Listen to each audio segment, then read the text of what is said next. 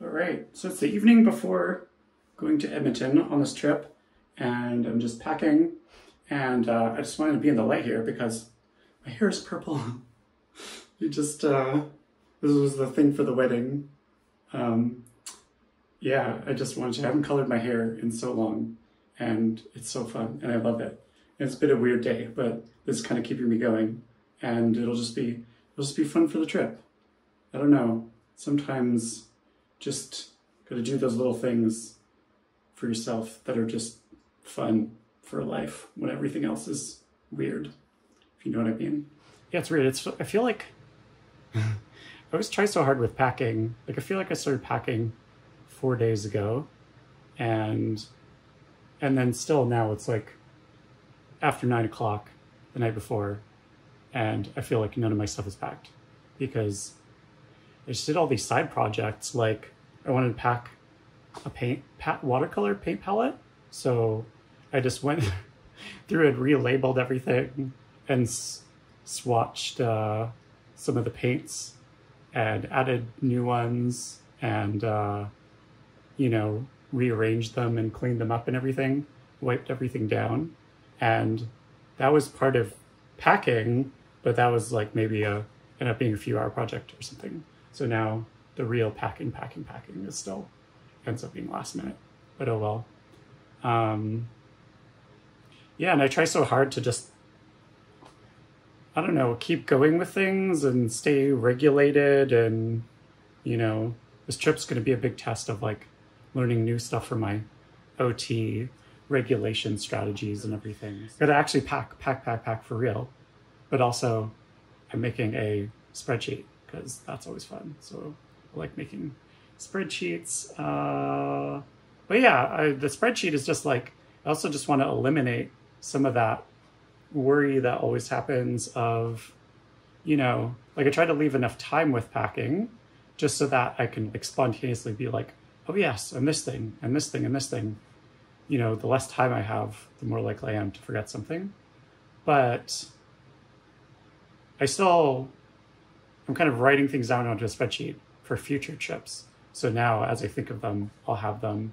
And then I can just look at that at the list at the end and just at least make sure I haven't forgotten totally critical things, because I'm going for a wedding and I'm kind of going to like film stuff and have some different projects and whatever. So I have like critical items I have to bring. So anyways, I'm just distracting myself more by filming. So I'm going to get back to packing. We'll see how it goes in the morning. I hope I actually get some sleep. Oh my gosh, thank goodness my friend is driving.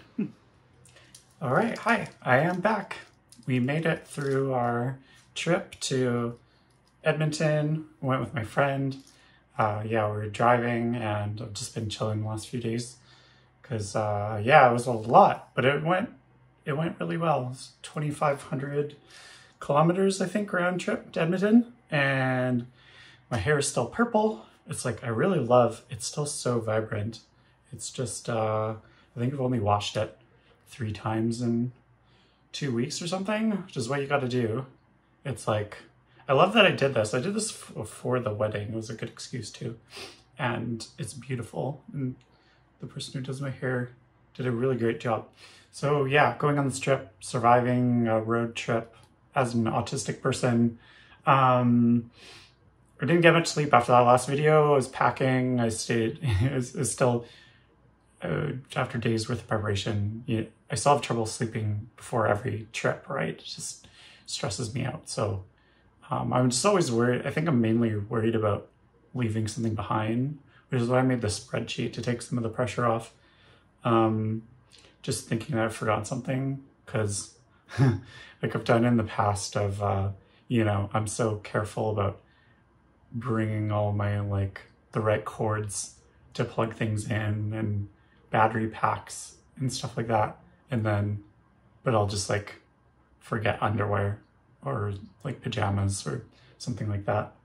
I think the only thing I really forgot that I wanted was my, just a shower cap to protect my hair while I was in the shower, but it worked out fine.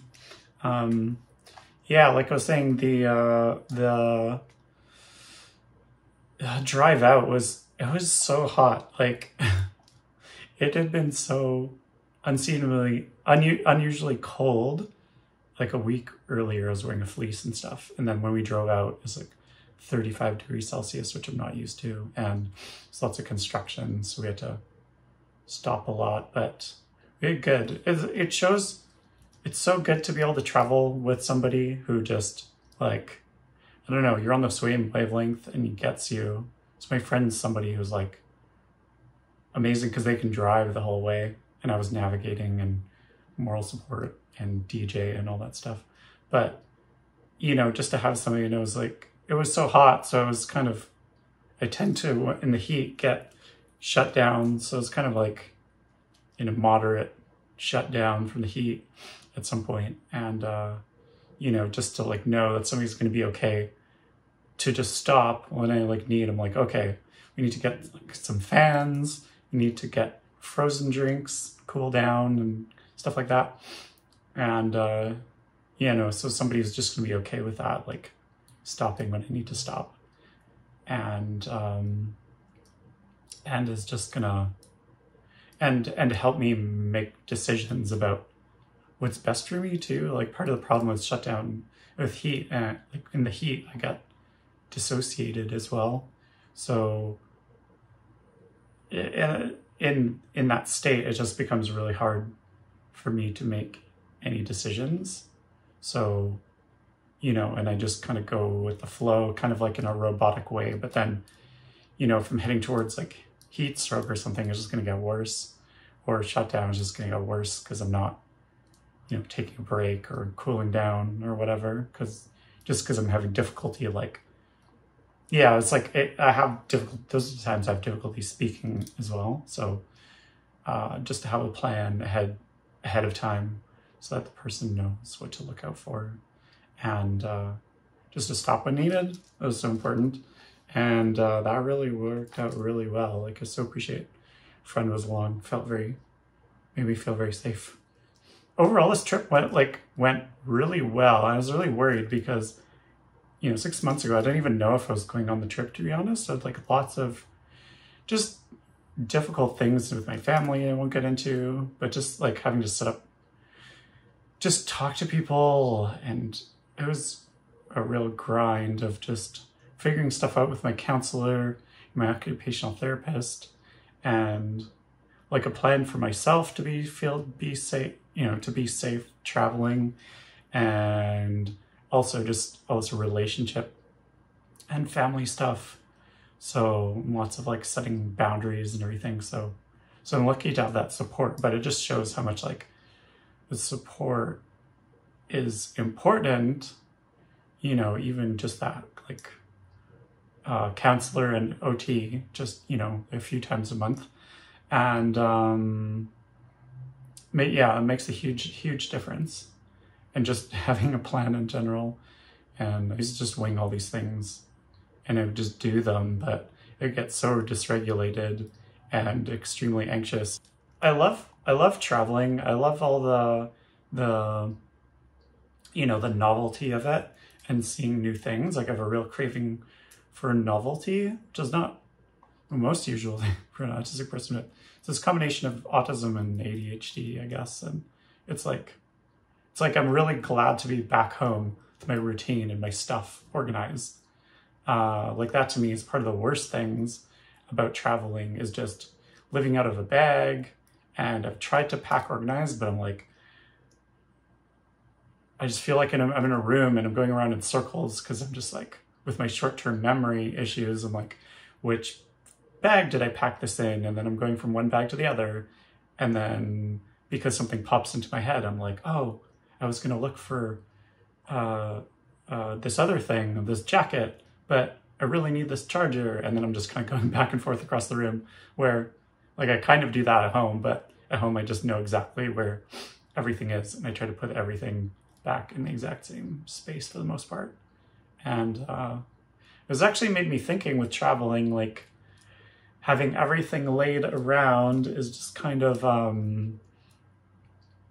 or like having things packed in bags, I mean, is difficult when, you know, just kind of in the sense of object permanence. Like you definitely have that thing of, stuff is, when stuff's out of sight, it's out of mind, and I forget about it.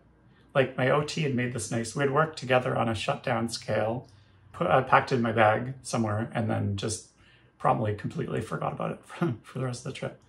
Because I just put it in a pocket and it just got like erased from existence in my mind.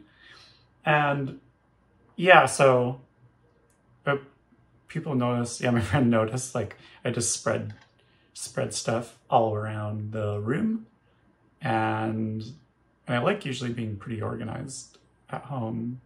I'm okay with being messy. I just want to know where things are, right? And so that's the thing. It's like I have all these different things I'm working on, even on a trip. I want to film something, photography, or some games to play, or things like that, clothing and makeup. And so I kind of want to take everything out and just dump it all over the place so I can just see it and know what I have. And there's the things I need, and they're all kind of like in a semicircle around me in a line of sight. It just gets kind of ridiculous after a few days. Yeah, I just wanted to talk about things in the trip related to autism and ADHD, like sensory things and executive functioning and planning. Like I said, I worked with my counselor and OT to have this good plan, and my family, my sister-in-law and stuff, like, you know, giving me a schedule beforehand of what was going to happen when was a big part of it. It's just so important. Like the more I know, like for me, it wasn't even enough. It's like, I just want it, but it's hard for people to like know exactly what's going on. But I just want as much detail as possible so I can just plan as much as possible, right? And that helps me feel safe and, you know, deal with unforeseen circumstances and things. So before the wedding, we had a really fun day of going to West Edmonton Mall, which was nice that we got to do that, because otherwise it's like really like wedding nonstop, which was what I was expecting. And yeah, a mall is like an absolute sensory nightmare, all malls. And, you know, it's indoor shopping malls. It's like echoes and mirrors and fountains and lights. And it's just really bewildering, just loud. And West Edmonton Malls, if you don't know, is one of the biggest malls in the world. It used to be the biggest mall in the world for a long time. And there's like 800 stores and a water park and amusement park with roller coasters and a big like pirate ship in a lagoon and a skating rink and a shooting range and a casino. It's just like, there's so much more. Yeah, anyways, so extremely overwhelming place. And, but I like it from my childhood too. That's like nostalgia. I think like the mall itself is a special interest to me. So I do always want to go there and the novelty, and also the special interest of roller coasters. So there's actually some like really good roller coasters in this mall. And yeah, so the survival thing is just like noise canceling headphones on the whole time, and just from too much visual input, you know, I was just trying to stop somewhere and just, you know, either look at only one thing. And like just from shopping, just looking at different products and everything, it just gets so overwhelming to the point of dissociation and shutdown, and or like, you know, and a lot of travel and shopping and go and public transit and stuff like those are the times in the past we've had meltdowns and panic attacks and stuff. But it went really well, again, with people that are understanding. And I could just like wear my noise canceling headphones, even though people are trying to talk to me, right? So I try to hear through them. I just can't do it without, right? It's like, I just, if I'm going to be there, I just need to have them on. So I just make my best. And, you know, you just need people who are understanding that you're not being antisocial, just trying to survive. And yeah, we went on the new roller coaster that they have there. Yeah, I was just thinking about the roller coaster, just this perfect thing of like pushing yourself to do something that you're uncomfortable, you know, like I can push myself to not wear the headphones, but then it's not worth it because all I get out of that is a shutdown or a meltdown, or I can't stay there as long. But the experience to like push myself to ride the roller coaster is just, you know, like it's just a short experience and then I end up loving it. That's worth doing. But I don't know if I was really showing it to my friend, but I was actually, I don't know, I'm trying to be brave or something, but I was really nervous about going on. It's just like a family coaster, but it's actually pretty intense and everything looks bigger by the time you see it in person. And I haven't ridden something like that in a long time. And yeah, but right before we were getting on, I was like, oh my God, why did I get myself into this? I paid for the tickets and everything already. So, and then right after it, I was like, I wish we'd paid for more tickets because I just want to ride it again. Oh, the other thing that happened was my friend bought me my first manicure ever. It was something I've wanted to do.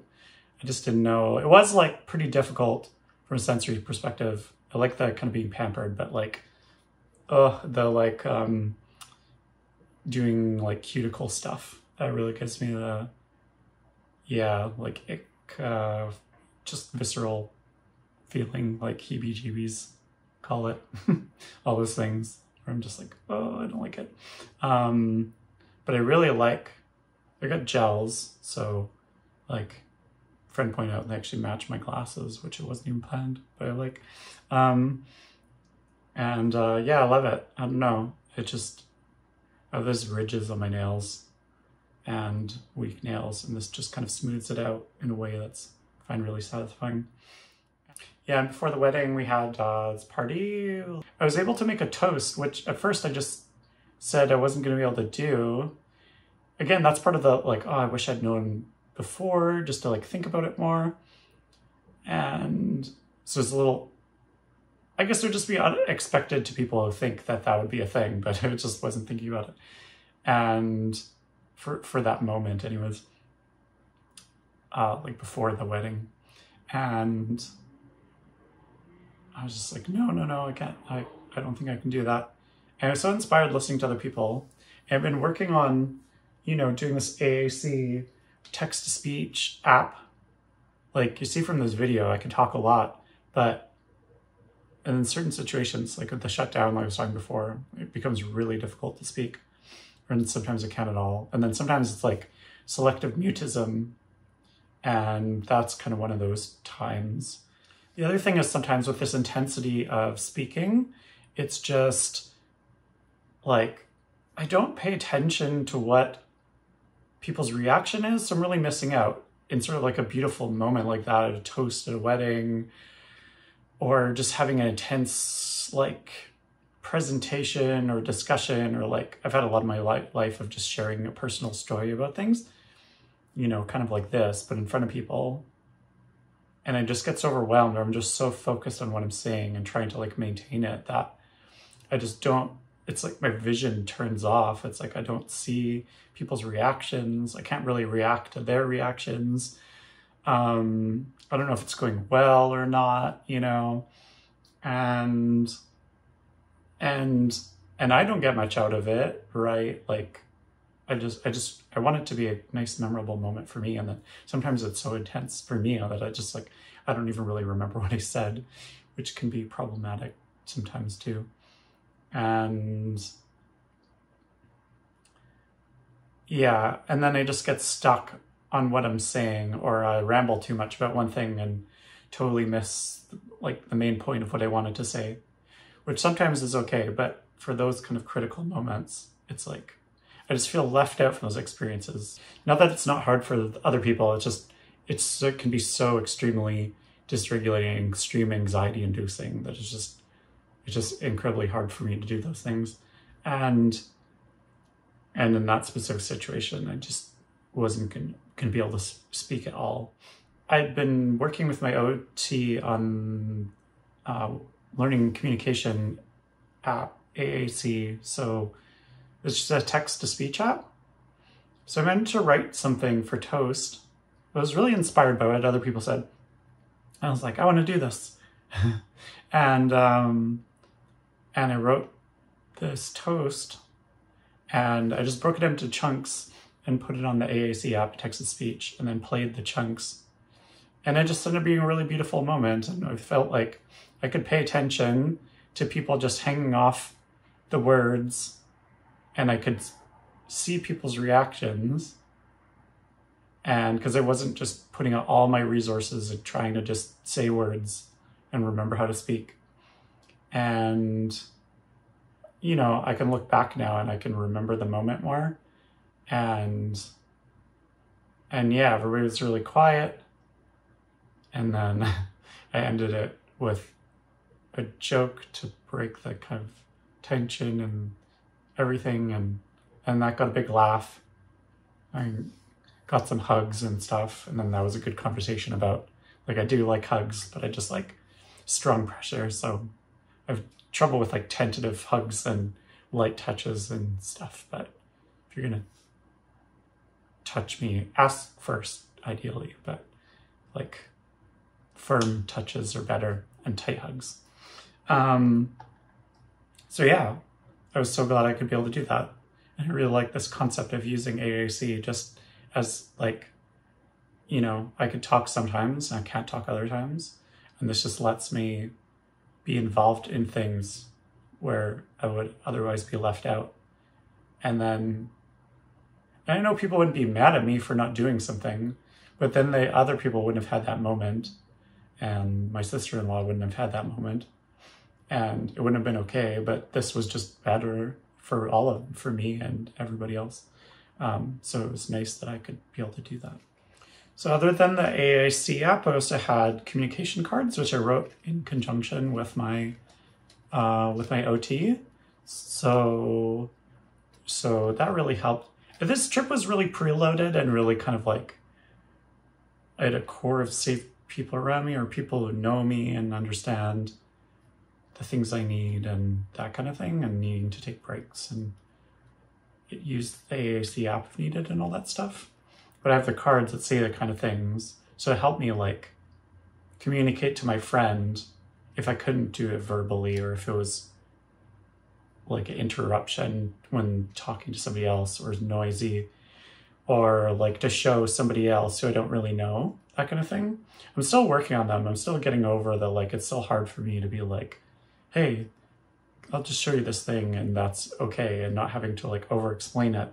Because when I do need to use them is the times when I'm having the most difficulty communicating, which sucks. I think I've said this before, but the times I'm having the most difficulty is the times when I have the hardest time verbally communicating as well. So I get really stuck. So I have these cards. I'll do another video about these cards. So we wrote these together, and they're kind of like the issue I'm having on one side, and then the action for the person to do on the other side. So they're not just like, okay, what do I do? So that's another thing I brought that was really helpful. So for the wedding, it was just important to have, this is part of the pre-planning. Like, I had a little room set aside for me that I could just escape to. Like, that's my thing. I can just be there, present as much as I want. And then when I get too overwhelmed, you know, I was trying to be there, present, like listen to speeches and be at the table, but it's so noisy with other people around and everything. So I was wearing my headphones and, you know, trying to do strategies like talk to the person next to me. I don't know. I was like, oh, not being antisocial. I'm just wearing my headphones because I get overwhelmed. It's too much noise. And that just turned into a good conversation about being neurodivergent and stuff like that. So it's pretty good. It's not always, sometimes it makes things awkward, but I don't know. This all, like, it was all good people and nice and understanding people. So I really lucked out with that. This wasn't the fault of anybody like planning the room, but it's just the place I went to is organized. There's a thing where like something's like really important to me as an autistic person, and like I need to survive in a space. Like that's why I planned the room, and it was big, like months planning ahead and trying to figure out what I would need for this trip. So things like that are super important. And then And then it ultimately becomes somebody else's responsibility for like the volunteers at this hall or, you know, something like that. And then, you know, maybe at some point, I don't know what happens. I just want to assume the best intentions, but, you know, I guess somebody wasn't there who's originally talked to about it, but I don't know if they didn't communicate it to somebody else, but, you know, it just got lost that this was the plan. And so the whole point is for me to show up there and have that thing available, because it was a long day of a wedding celebration. It was my birthday that day. So we went for breakfast in the morning, which was like fun, but it was just a long day, way too much for me. And so by the time I got to the wedding reception, I was like, I need to go to this room and take a break. Yeah, so, oh yeah, I was talking about the room at the wedding. Yeah, so it's important. Somebody just didn't know about it. So like the thing is, for me to show up and be already kind of dysregulated, and I'm like, oh, I just need to go to this room. And I just had to explain to somebody who was really nice, but I just had to explain. I was like, oh, there's supposed to be a room set aside for me. And they were like, what? And so it's already adding to the dysregulation, feeling awkward and like being paraded in front of people from like room to room. And then, I don't know, and just like, you know, I don't know if people believe us with tattoos and purple hair and stuff, but I actually really don't like having attention on me so much, most of the time anyways. And especially when I'm feeling gross. And yeah, so I just want to get to this room and quiet and chill for a bit. And they found a room, but I don't know if it's like, then I didn't know if it was the room that was agreed upon before. And it was okay for a while, like it was good to get that initial, like just chill there for a bit. And then my other things with being in the room were working well, like I said, wearing headphones. But the thing is with this room later, and what other people don't realize, just like the importance of it, or it doesn't get communicated to people, and like people needed to be front loaded with information because they don't know about autism, and they don't know how important these kind of things are. And so it was just one of the organizers that was in the room and came by and was just like, this is for staff or volunteers only. And like, I just felt bad then, like I was intruding. And then they later said like, I was just, you know, because they had also said to watch out, like they don't want us to slip on the floor. It was like a liability thing. So, but the first thing they just had led the thing with is like, you're not supposed to be in here, basically. So, and I already feel like I'm often just like a burden and that kind of thing. So it's hard. It just really taps into that kind of feeling in my head when I'm already dysregulated too.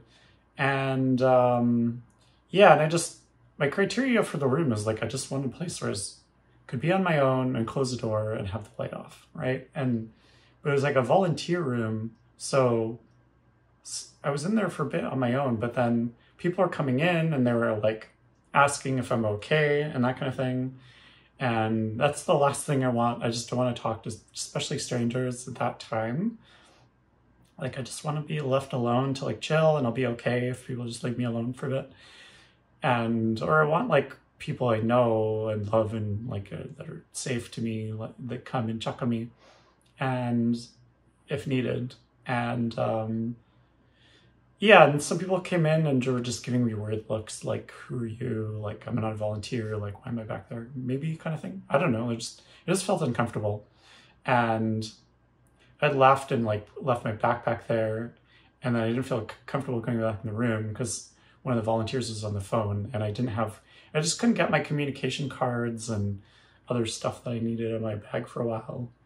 And yeah, the person organizing said I could close the door, but I closed the door and I just had my eyes closed. I was kind of resting a little bit, and I just hear the door got open and there's lots of light coming in. It was next to a kitchen, so it was loud, so it defeats the purpose of quiet space. So like with the door closed, it was okay, but somebody propped the door open again. And I just opened my eyes, I didn't see what it is. So I closed my eyes again, and then get up, close the door, and then close my eyes, and then somebody opens the door again. I'm just like, oh my gosh, it just feels like they just really don't want me in here. So by the evening, like that just fed into being like upset at the end of the night and dysregulated. And I missed out on like, there was this photo booth thing, and I wanted to just do like fun and silly with my friend and my mom and stuff. And we kind of did it, but I just felt forced because I was like, I don't feel like being silly when I'm just like, was like almost in tears at one point.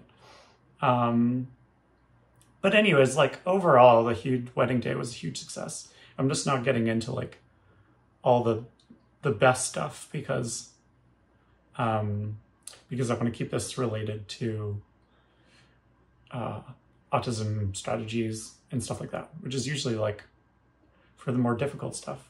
The more fun stuff for me, and related to special interests, is like I was taking photos and doing video, and I just like being able to focus on that kind of technical stuff or being creative. And I'm really happy. It's like with how the photos worked out, it was like a really great, successful week for photos. I did little videos of the trip, so that'll be on this channel as well. But really, all in all, the wedding day was good. It just, the ending, I just had a tough time near the end.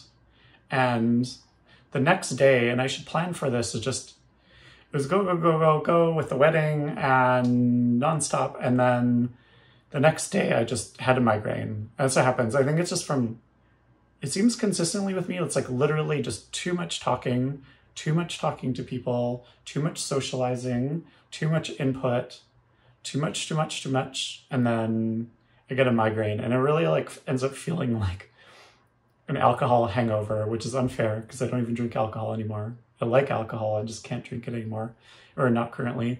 But I really feel like I'm like nauseous, just splitting headache, light sensitive, like kind of dizzy and weak feeling. And yeah, it's just really just coincides with these like intense days like that, like a wedding or something like that, or lots of meetings, that kind of thing.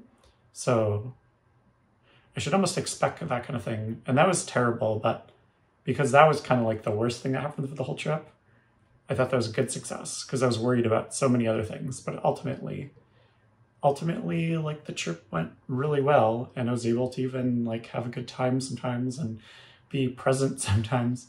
So this is just a testament to like, it's like a really difficult thing, but people don't see the amount of planning, and people who I was with at the wedding don't see the aftermath of like having a migraine the other day.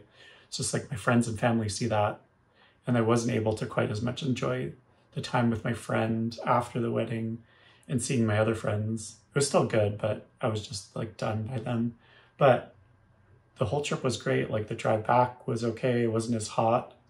And yeah, just like thanks to my friend and my mom, and who helps me out so much, and my family for being understanding about boundaries and planning ahead, and my counselor and my occupational therapist, and yeah, and people just don't see, like, they're like, maybe like, oh, you're just great, like you're so good at, you know, being on a trip or road tripping or whatever, but it's like the amount of work that goes into it, and the planning preparation and my meds and everything, like people don't see that kind of part. It's like 6 months in the making to do this 1 week trip kind of thing. But it's all stuff I learned for the future. And that's what I'm trying to pass on and share in this video as well. And yeah, so thank you for watching. If you're still here, I appreciate it. It's a long video. And thanks to my patrons, really make this possible, that I can still do these kind of things. So thank you so much for the people that support me on this channel. And I'll have a link, if you'd like to support me, I'll have a link in the description and at the end of the video. And yeah, thank you so much for taking the time to watch and learn a bit about autism and ADHD and neurodiversity and my experience. And yeah, thank you again. And I'll have a video for the other, the part of our road trip, more chill, just like, yeah, just video of the drive through the mountains and stuff, which will be really nice. So, again, thank you for watching. Bye.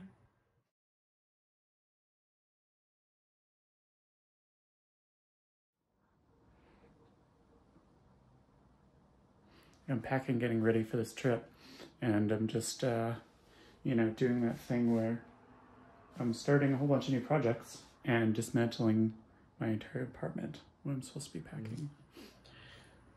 Oh, this video is already getting too much. I'm feeling very squirmy. Okay, need to take a break. Okay, I am back after stim break. Yeah, oh my gosh, this is becoming a long video, but if you're still here watching this, thank you. I got such like a visceral, strong, like I can't sit still in one place. I just got this in this pit of my stomach. It's like squirmy. It's like an awful, awful sensation. And then, yeah, I would just absolutely need to move around a bit and stim a bit.